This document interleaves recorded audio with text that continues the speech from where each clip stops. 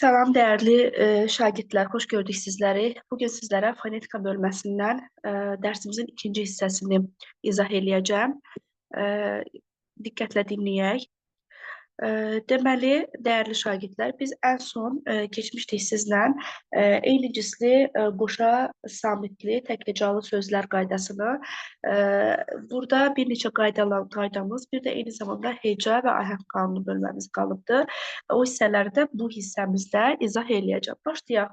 Deməli, şagirdlər, bildiyimiz kimi biz dedik ki, bizim bəzi poetikada belə bir qaydamız var ki, söz yəni hər hansı bir sözdə, yəni söz ortasında yanaşı gələn iki kar samitdən ikincisi cingitili tələffüz olunur deyə. Məsələn, tutaq ki, yazıram asfalt sözünü. Asfalt sözündə iki dənə sıf kar samit yanaşı gəlibdir, müxtəlif cinsli. Bunlar tələffüzdə olacaqdır asfalt şəklində. Yəni ikinci kar samitimiz öz cingitili qarşılığı ilə əvəz olunacaqdır. Eyni zamanda taxta, taxta və s. Lakin dilimizdə bəzi sözlər var ki, iki kar samit yanaşı gəlsə də yazılış və deyiliş baxımından fərqlənmirlər. Məsələn, biz bunlara aid eləyə bilərik məşhur sözünü. İki dənə kar samitdə, amma fərq yoxdur. Daha sonra aid eləyə bilərik taksi sözünü. Taksi, yenə ikincisi z-ya keçməz. Daha sonra aid eləyə bilərik biz bura şkaf, eyni zamanda ştat, mister, t-dır əvəzləməsi burada baş vermir, yadda saxlayın. Refleks, sənətkar. Baxın, burada iki kar sabit var, amma dəyişim yoxdur. Zəhmətkeş. Bir də şpriz sözündə deməli iki kar sabit yanaşı gəlsə də bunlarda heç bir fərqdən söhbət getmir. Daha sonra digər bir qaydamız var. Başqa nə düşə bilər testlərdə sizə? Deməli, bundan sonra sabitin gəlmə qaydamız var idi. Baxsaq diqqətlə. Biz bilirik ki, sözdə n sabitindən sonra əgər əsasən n və ya m sabitləri gələrsə, tələffüz zamanında olacaq m formasında. Məsələn, misal olaraq yazsaq. Məsələn, dinməz olacaq. Dinməz formasında. Samballı olacaq. Samballı. Və yaxud da məşhur bir sözümüz var. Uşaqlar çox vaxt çaşırlar. Son beşik yazılır. Olur. Bəli. Son beşik. Və yaxud da ki 11 olur tələffüzdə. 11 formasında.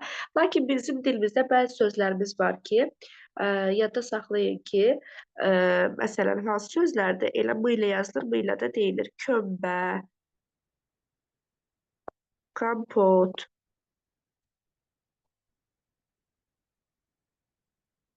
kompüter, sonra lampa,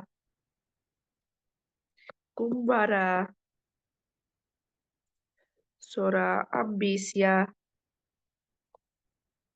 amper, sonra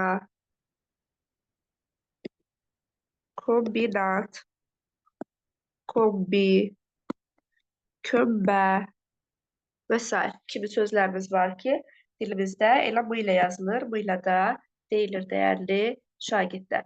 İndi keçirik digər qaydamıza. Ümumiyyətlə, daha çox testlərdə qarşımıza çıxan bir məqam var ki, şagirdlərin çaşdığı yerlərdir və qəbulda da bu formada testlər daha çox gəlir.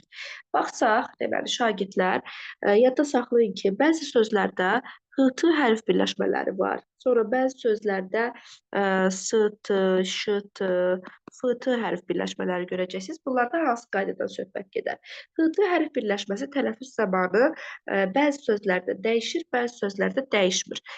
Yəni, bəzi sözlərdə h-dan sonraki t d-ya çevrilir, bəzi sözlərdə h-dan sonraki t olduğu kimi tələffüzdə qalır. Bunlar hansı sözlərdir ki, hansı ki dəyişir? İki dənə sözümüz var məşhur. M öylə başlayanlar möhtərəm, bir də möhtəşəm. Baxın, bu sözlərdə h-t tələffüzdə olur möhtərəm, möhtəşəm. Yəni, t-t əvəzləməsi baş verir. Lakin bu hansı ki ehlə yazılanlar var. ehtiram, ehtiyac, ehtiyat kimi sözlərdə tələffüzdə elə t olduğu kimi qalır. Bunu yaddan çıxartmayın. Sonra keçdik s-tı, ş-tı, f-tı hərf birləşməsinə aid olan qaydamıza. Yadda saxlayın, bu birləşmələr olan sözlərdə əsasən bunlardan sonra deməli, sabit hərf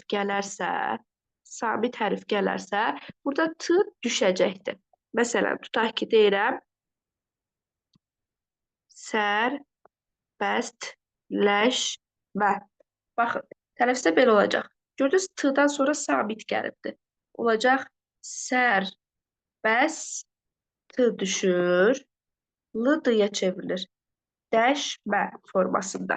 Əgər bundan sonra, bu hərflərdən sonra artıq sabit gələrsə, üzr istəyirəm, sabit dedik, sait gələrsə, bu zaman necə olacaqdır? Bu s-tı birləşməsi, f-tı, ş-tıdakı t d-yə çevriləcəkdir. Məsələn, tutaq ki, bir var deyirəm neftçi, bir var deyirəm neftə. Deməli, uşaqlar, burada sabit gəldiyi zaman olacaq neftçi. Gördünüz, t düşdü. Amma sait gəldiyi zaman t d-yə çevrilir, düşmə hadisəsi olmur. Neftə formasında olacaq. Bunu da bu şəkildə yadda saxlamış olun. Başqa hansı qaydamız var daha çox bizim qarşımıza çıxır? Bizim deməli bəzi sözlərimiz var ki, sonu müxtəlif cinsli, qoşa sabitlə bitən sözlərimiz var ki, tək hecalı sözlər var ki, müxtəlif cinsli qoşa sabitlə bitən. Bunlarda tələffüz zamanı bu sabitlər arasında bir sait girir. Məsələn, bunlar hansılardır? Baxsaq, deməli, zəhim sözüdür. Məsələn, zəhimli, rəhimli sözüdür. Daha sonra hüzünlü sözüdür. Hüzünlü, sədirlik, üzürsüz və s. Baxın, bu kimi sözlərdə bu kökdəki h-lar arasında bir dənə sait daxil olacaq ahənci uyğun olaraq. Olacaq zəhimli. Olacaq burada rəhimli. Burada olacaq hüzünlü formasında. Burada olacaq sədirlik formasında. Burada da olacaq üzürsüz formasında. Bu şəkildə yadınızda saxlayın. Daha sonra başqa hansı şəkildə qayda gələ bilər sizin qarşınıza ki, hansı ki, bu MHM-də də, qəbulda da, yəni daha çox qarşımıza çıxan testlərdən olur ki, eynən bayaqki dediyim qaydaya uyğun olaraq bir istisnamız da var ki, dilimizdə bəzi sözlər var ki, elə iki saitlə yazılır, iki saitlə də deyilir. Bunlar təbii ki, qəbir, qədir, eyib, ətir, zehin, isim, nəsil, ömür, səbir, sətir, sinif, fəsil, heyif, meyil, əsil, şeir, feil, cisim, kəsir, həsir, qəbiz, sonra nəfis, izin, xeyir, mətin, əsir sözlərdir ki, elə iki saitlə də yazılır və bəzi sözlərimizdə var ki, elə bir saitlə yazılır. Məsələn, cəbr sözüdür, əmr sözüdür ki, hansı bir saitlə yazılır. Sonra həbs sözüdür, sonra hüsn sözüdür, sonra hüzn sözüdür ki, bunlarda sadəcə tələffüz zamanı sait daxil olur sabitlər arasına. Daha sonra ən sonda bir bıdıqıcı qaydamız qaldı. Deməli, dostlar, burada da bildiyimiz kimi bıdıqıcı. Bu sabitlər hamısı cəngitili sabitlərdir. Bunlardan sonra sait hərf gələrsə, tələffüz zamanı elə bunlar bıdıqıcı olaraq qalarlar. Amma bunlardan sonra sabit hərf gələrsə, bunlar öz kar qarşılıqları ilə əvəz olunacaq. B-p-ya, d-t-ya, c-ç-ya, c-da ç-ya çevriləcəkdir. İndi bura diqqət edin. Məsələn, yazıram kitab. Baxın, kitab, dostlar, bir tək halda işlənəndə, bir də özündən sonra belə olarsa, kitab mağazası sabit gələrsə, hər iki halda da b-p-ya çevrilir. Olacaqdır kitab. Və yaxud da burada olacaqdır kitab mağazası. Amma məsələn, kitab sözündən sonra saitlə başlayan hərf və ya söz gələrsə, elə bunun ahənci, yəni tələffüzü belə olacaq. Kitabı aldım. Yəni, b-p-ya çevrilməz. Elə d-da, g-da, ç-da da eyni qaydadır. Məsələn, Armud ağacı desəm, burada D olduğu kimi qalır. Armud yedim desəm, burada D T'yə çevrilir. Və yaxud da ki, pələng dərisi desəm, D santinə görə G Q-yə çevriləcək. Pələng ovu desəm, O-ya görə G olduğu kimi qalacaq. Ağac kötüyü desəm, Q santinə görə C Ç-ya çevriləcək. Ağac kötüyü olacaq. Amma ağac altı desəm, A-ya görə C olduğu kimi qalacaq. Bu da ən sonuncu qaydalarımızdan idi. Daha sonra keçək heca ilə bağlı deyəcəklərimizə. Heca ilə bağlı nə deyə bilərik? Daha çox testlərdə qarşımıza çıxan hansı qaydalar ola bilər? Deməli, dəyərli dostlar, bildiyimiz kimi heca bilirik ki, tələffüz zamanı sözlərin asanlıqla bölünə bilən hissələrinə deyilir və əsasən heca yaradan səslər sait səslərdir. Deməli, heca nələr yaradır? Sait səslər hecanı yaradır. Bir sözdə neçə sait səs varsa, yəni o qədər də heca vardır. Sait səs yox, üzürlü sayın, sait hərf varsa. Çünki baxın, bu qaydaya diqqət edin. Bax, bu bizi qəşəng şəkildə çaşdıra bilər. Əgər burada səs deyilərsə. Məsələn, məsələn, deyirəm ki, sehirli. Mən bunu tələffüz edirəm, olur, sehirli. Baxın, əgər desəm ki, sözdə neçə sait səs varsa o qədər heca var, bu artıq səhv gedəcək. Burada normalda 3 dənə səs var, elə deyilmi? Amma bizdə qaydada deyilir ki, heca sözün yazılışı əsasında müəyyən edilir. Bu zaman sözdə neçə sait deyirik, hərf varsa, o qədər də heca vardır. Ona görə bu sözdə sehirli 2 dənə heca vardır. Tələffüzə uyğun verilərsə, bu artıq yanlış olar. Oldu mu? Bu yerlərdə diqqət eləməniz lazımdır. Eyni zamanda dilimizdə tək hecadan ibarət olan, yəni tək saitdən, üzr istəyirəm, ibarət olan deməli, nələrimiz var? Hecalarımız var. Təbii ki, tək hecalarımız da var. 2 və daha çox hecaya aid olan sözlərimiz də var. Eyni zamanda tək saitdən ibarət hecalarımız da var. Diqqət eləsək, bir var deyirəm ki, alma, 2 dənə hərfimiz var, 2 dənə hecamız var, 2 dənə sait hərfimiz var. Və yaxud da ki, məsələn, məşhur bir sual var idi, qəbulda da düşür. Burada deyir ki, normalda 4 səs var, elə deyilmi? Məsələn, sual belə idi ki, məsələn, alma sözündə, alma deyildi təbii ki, orada başqa söz idi. Alma sözündə ki, hecaların sayı səslərin sayına bərabərdir gəlmişdi. Burada, məsələn, bir şeyə diqqət eləmək lazımdır ki, əgər hecaların sayı sait hərflərin sayına bərabərdir desəydi, bu doğru olardı. Amma buradakı hecaların sayı səslərin sayına ümumilikdə bərabərdirsə səhvdir. Çünki burada 4 dənə səs var. Elə deyilmi? 2 dənə də heca var. Demək ki, bərabər deyil. Demək ki, bu yerdə diqqət eləmək lazımdır. Ki, əsasən, məsələn, ürək, ana kimi sözlərdə bəli, tək saitdən ibarət olan hecalarımız ola bilər. Bu yerdə nəyə diqqət eləmək lazımdır ki, deməli, əsasən tək saitdən ibarət olan hecalar sətirdən sətrə keçirmə baxımından təhlükəlidir. Çünki onları sətrin sonunda və ya aşağısında tək şəkildə saxlamaq olmaz. Biz bu şəkildə ürək formasında sətirdən sətrə keçirən heca görə bilmərik. Tək saitdən ibarət olan heca ola bilər, amma tək sait sətirdən sətrə keçirilə bilməz. Eyni zamanda nəyə diqqət eləmək lazımdır? Sözlər sətirdən sətrə ancaq bütöv hecalarda keçirilə bilər. Bu zaman kök və şəkilçinin xüsusi rolu yoxdur. Məsələn, və, tən normalda sadəcə kökdən ibarətdir, amma kök parçalanıb təbii ki, heca yarada bilir. Daha sonra kitab formasında, sonra məktəblilər formasında məktəblilər.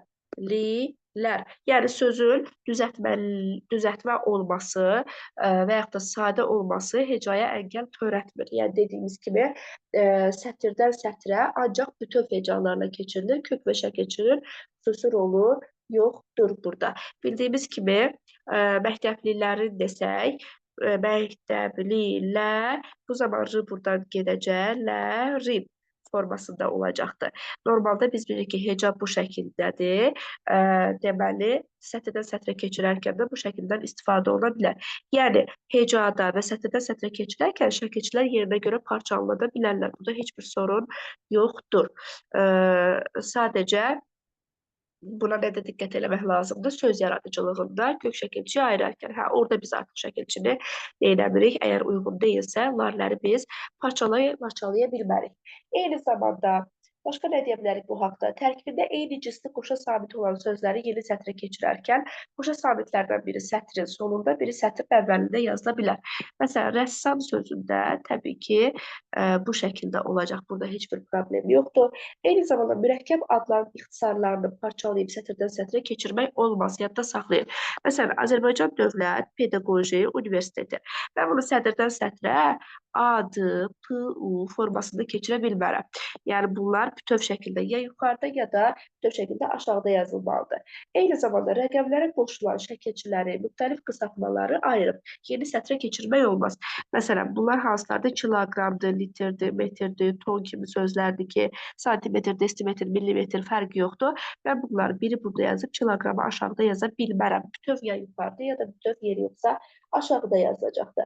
Bir də mürəkkəb sözlərin tərkib hissələri ayrı-ayrı hecalara bölünüb sətirdən sətrə keçirilir. Məsələn, Məmmədəli formasında deyirəm ki, Məmmədəli sözündə belə ola bilər. Sətirdən sətrə Məmməd Əli. Normalda söz belə hecalara bölünür, elə deyilmi? Amma biz bunları deməli tərkib hissələr ayrı-ayrı hecalara bölüb sətirdən sətrə keçirilir. Təbii ki, tək sayı saxlanıla bilməz. Ona görə Məmməd Əli formasında sətirdən sətrə keçirmemiz lazımdır. Daha sonra sətirdən sətrə keçirmək haqqında da xüsusi düşəcək məqamlar bunlar ola bilər, düşərsə əgər. Daha sonra gəldi ahəng qanuna. Ahəng qanunu bilirik ki, sözdə incə və ya qalın saytların bir-birini izləməsinə deyilir və sadəcə burada diqqət eləmək lazımdır ki, bəzi alınma sözlərdə ahəng qanununun təsiri ilə Azərbaycan dilinə uyğunlaşdırıla bilirlər. Məsələn, normalda biz bilirik ki, bizim milli mənşəli sözlərdə ahəng qanunu gözlənilir, amma alınma mənşəli sözlərdə əsasən pozulur. Bizim bəzi alınma sözlərimiz var ki, məsələn, vedro olub vaxtilə, sonradan bizim dilimizə keçib, bizdə işlənərək bu vedrə halına düşübdür. Yəni, bizim dilimizə uyğun olaraq ahəng qanununa uymağa başlayıbdır. Amma yenə də bunun alınma olmadığını göstərməz. Yenə də bu alınmadır. Vedro sözüdür, vedrə formasına düşüb. Eyni zamanda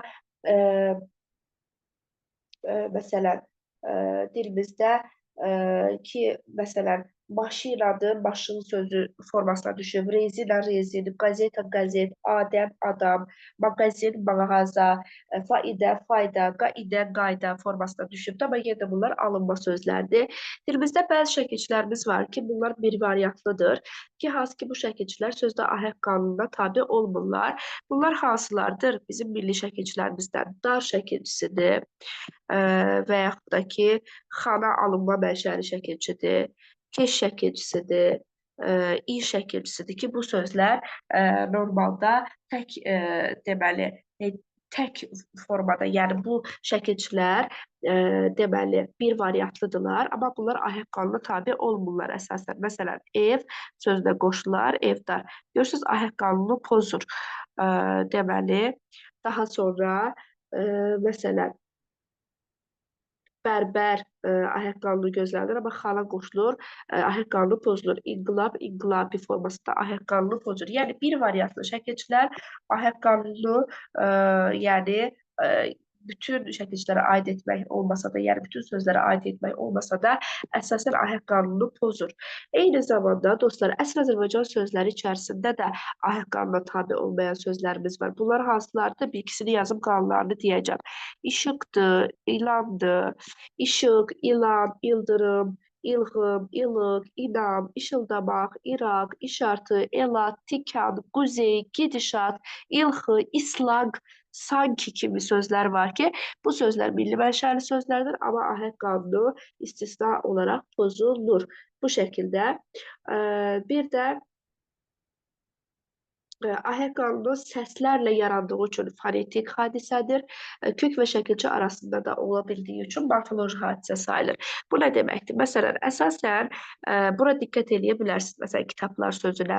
Ahəng qanunu kökün son hecası ilə şəkilçi arasında hər zaman gözlənilir.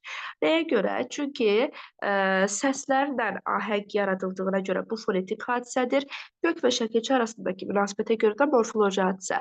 Bu hadisəyə biz ümumilikdə deyirik morfonoloji hadisə. Morfonoloji hadisə. Belə, dəyərli dostlar, deməli, gələn dərsimizdə görüşənə qədər hələlik.